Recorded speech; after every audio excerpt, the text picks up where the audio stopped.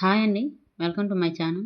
So, ఈరోజైతే మనం SSC, MTS ఇప్పుడు మారుతున్న న్యూ ప్యాటర్న్ ఈడిక్విటీ వెండర్ వారీగా సీహెచ్ఎస్ఎల్ ఎగ్జామ్, సీజీఎల్ ఎగ్జామ్స్ జరిగాయి కదండీ! సో, వాటిని బేస్ చేసుకొని ప్యాటర్న్ అనేది ఎలా చేంజ్ చేశాడు అని అయితే మనం చెప్పుకుందామండి. సో, న్యూ ప్యాటర్న్ చేంజ్ అయింది కదా! సో, అందులోని జీకే నుంచి, జీఎస్ నుంచి ఎలా అడుగుతున్నాడు క్వెషన్స్ ఓకేనా? సో, ఏ టాపిక్‌ని టచ్ చేస్తున్నాడు, ఏ సబ్జెక్ట్ నుంచి ఎక్కువ వస్తున్నాయి అని అయితే మనం తెలుసుకుందామండి. సో, ఫస్ట్ అండి సబ్జెక్ట్ వైజ్ వెయిటేజ్ అయితే చూసుకుందాం. వెయిటేజ్ ఓకేనా? సో, వెయిటేజ్ అయితే తెలుసుకుందాం. స్టాటిక్ జీకే అండి. స్టాటిక్ జీకే నుంచి టీసీఎస్ నుంచి అయితే మాత్రంగా అంటే పాత వెండర్ నుంచి అయితే మాత్రం ఎక్కువ వచ్చేవండి స్టాటిక్ జీకే నుంచి.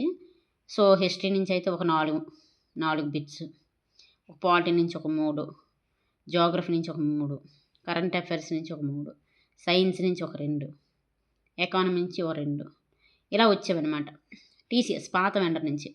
ఇప్పుడు కూడా ప్యాటర్న్ చేంజింగ్లు కూడా ఇలానే వస్తున్నాయి. బట్ హిస్టరీ నుంచి అలాగే వస్తున్నాయి, పాలిటీ నుంచి అలాగే వస్తున్నాయి, అంటే ఎక్కువగా వస్తున్నాయి అనమాట. జియోగ్రఫీ నుంచి, కరెంట్ అఫైర్స్ నుంచి ఎక్కువ వస్తున్నాయండి. స్టాటిక్ అనేది కొంచెం తగ్గింది ఓకేనా, గుర్తుపెట్టుకోండి. స్టాటిక్ నుంచి 8 అంటే ఒక 5 ఇలా వేసుకోండి ఓకేనా. స్టాటిక్ నుంచి 8 వచ్చేవి, 8 నుంచి 9 వచ్చేవి. బట్ ఇప్పుడైతే మాత్రంగా ఒక 5, 6 ఇలా వస్తున్నాయి. మిగతావన్నమాట ఈ సబ్జెక్టుల నుంచి మనకి కవరింగ్ చేస్తున్నాడు అనమాట న్యూ ప్యాటర్న్ ఓకేనా. వెయిటేజ్ అనేది కొంచెం మారింది. అంతకుముందు స్టాటిక్ అనేది ఎక్కువ ఉండేది. కరెంట్ అఫైర్స్ అసలు అడిగేవాడు కాదు, అంటే చాలా రేర్ అనమాట.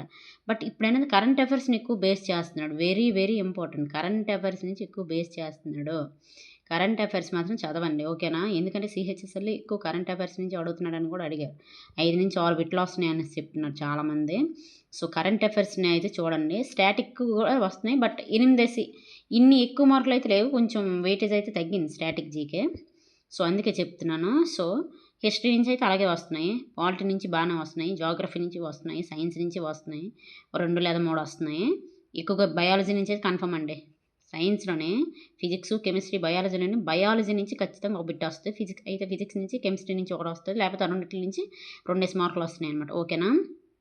సో, ఎకానమీ నుంచి 1 లేదా 2 వస్తున్నాయి అనమాట. సో, సబ్జెక్టుల వారీగా అయితే వెయిటేజ్ అనేది ఇలా ఉందన్నమాట ఓకేనా. సో, ఇదైతే గుర్తుపెట్టుకోండి. సో, మనం అయితే ఇప్పుడు ఇదే సబ్జెక్టులు కదండి. సో, ఇందులోనైతే ఇప్పుడు ఇంపార్టెంట్ జీకే, స్టాటిక్ జీకేలోనే ఇంపార్టెంట్ టచ్ చేసే టాపిక్స్ ఏంటో మనం తెలుసుకుందామండి. సో, స్టాటిక్ జీకేలోనే ఇంపార్టెంట్ టచ్ చేస్తున్నాడు, ఎక్కువగా అడుగుతున్నాడు అనే టాపిక్స్ అయితే ఇవి నేను ఎక్కడైతే రాశానండి. సో, డాన్సెస్ ఓకేనా. అంటే మన క్లాసికల్ డ్యాన్సుల గురించి, ఆ క్లాసికల్ డ్యాన్స్లోనే ప్రముఖ వ్యక్తులు ఉంటారు కదండి డ్యాన్సర్స్, వాళ్ళ పేరు అడుగుతాడు, వాళ్ళు ఏ డ్యాన్స్కి సంబంధించిన వాళ్ళని అడుగుతాడు అనమాట. అలాగే ఫోక్ డ్యాన్సులు, రాష్ట్రాల్లో జరిగే జానపద నృత్యాలు అంటారు కదండి ఫోక్ డ్యాన్స్లో. సో, అవన్నమాట. సో, అవైతే నేను వీడియో చేసి మన ఛానల్లో పెట్టాను.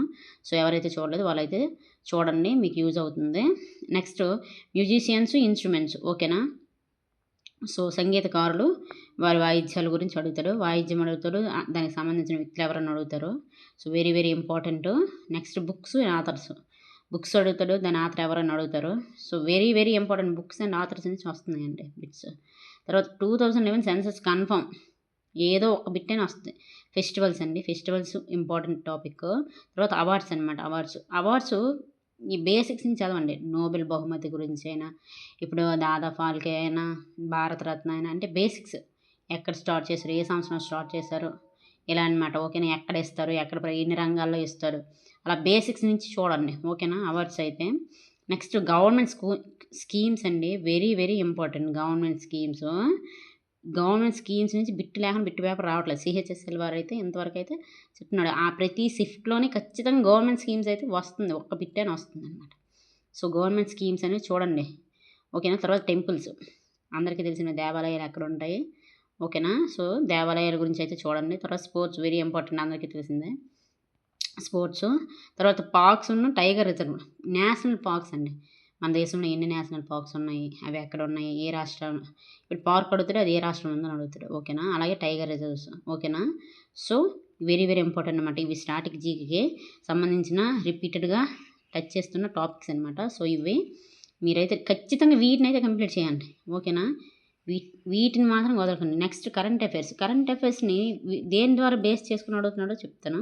సైన్స్ అండ్ టెక్నాలజీ, అంటే ఈ మధ్యన సైన్స్ పరంగా ఏవైతే మార్పులు జరిగాయో 1 ఇయర్, సో వాటిని అయితే చూసుకోండి. తర్వాత అపాయింట్మెంట్స్, ఎవరు దేనికి అపాయింట్మెంట్ అయ్యారు, అపాయింట్మెంట్స్ చూడండి. నెక్స్ట్ స్పోర్ట్స్, ఈ మధ్య జరిగిన క్రికెట్ అయినా కబడ్డీ అయినా, ఓకేనా. సో స్పోర్ట్స్లోని ప్రతిదీ కరెంట్ అఫైర్స్ పరంగా చూడండి. అవార్డ్స్ కూడా ఉన్నాయి, ఎవరికి ఏ అవార్డ్స్ వచ్చాయి, ఓకేనా. తర్వాత ఇండెక్స్ అండి, ఏ ఇండెక్స్లు రిలీజ్ అయ్యాయి, ఆ ఇండెక్స్లో ఫస్ట్ 3 దేశాలైనా 2 దేశాలైనా ఫస్ట్ ఏ దేశం లాస్ట్ ఏ దేశం చూడండి ఇండెక్స్లో. తర్వాత GI tags very very important, GI tag అడుగుతాడు, ఓకేనా. తర్వాత జి అంటే సీఎం, అంటే గవర్నర్ సీఎం అండి, స్టేట్స్ గవర్నర్స్ అని అడుగుతున్నాడు, సీఎంలు అయినా అడుగుతున్నాడు, ఓకేనా. అలాగే కేంద్ర మంత్రుల గురించి కూడా చూడండి, ఓకేనా. నెగ్లెక్ట్ చేయకండి. సో ఇవైతే కరెంట్ ఈవెంట్స్. ఇప్పుడు మనకి ఒక 1 ఇయర్ చూడండి ఎలాగొద్దన్న, ఓకేనండి. 6 మంత్స్ నుంచి 1 ఇయర్ చూడండి బ్యాక్ ఇప్పటివరకు, లేదా 8 మంత్స్ అయినా మినిమం చూడండి, 8 మంత్స్ అయినా. సో ఏం చేస్తారంటే కరెంట్ అఫైర్స్ మీరు మంత్లీ ఎవరైతే చెప్తారో 1 వీడియో చెప్తారు కదండి కరెంట్ అఫైర్స్, ఆ మంత్లీలో జరిగే ఇంపార్టెంట్ కరెంట్ అఫైర్స్ మీరేం చేస్తారంటే మంత్లీ వచ్చే కరెంట్ అఫైర్స్ని కంప్లీట్ చేయండి.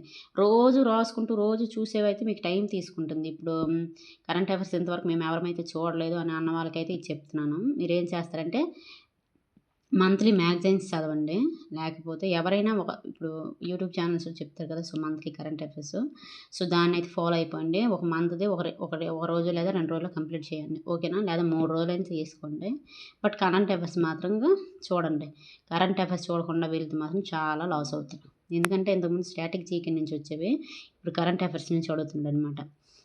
సో ఇది సిఏ ఉన్న స్టాటిక్ జీకేలోనే ఇంపార్టెంట్ టాపిక్స్. అంటే ఇప్పుడు ఈ కొత్త వెండర్ని బేస్ చేసుకొని నేనైతే మీకు ఈ టాపిక్స్ చెప్పాను, ఇవి ఎక్కువ టచ్ చేస్తున్నాను. సో వీటిని మాత్రం మీరు ఎట్టి పరిస్థితుల్లోనూ వదలకండి, కంప్లీట్ చేయండి ఈ టాపిక్స్ అన్నిటిలో. నెక్స్ట్ వీడియోలో మనం హిస్టరీ నుంచి పాలిటీ, ఎకానమీ, ఓకేనా, జాగ్రఫీ, సో వాటిలో మీకు రిపీటెడ్గా అడిగే టాపిక్స్ గురించి అయితే నేను వీడియో చేస్తాను, ఓకేనండి. సో ఎస్ఎస్సి ఎంటీఎస్ ఎగ్జామ్ అనేది మేబీ అయితే December 15 అయినా 20 నుండి అయినా ఖచ్చితంగా అయితే స్టార్ట్ అవుతాయండి.